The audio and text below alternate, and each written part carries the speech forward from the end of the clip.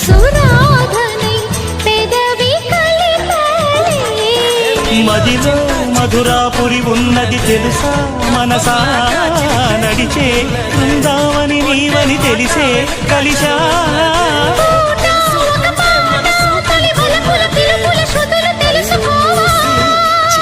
వసంతంలా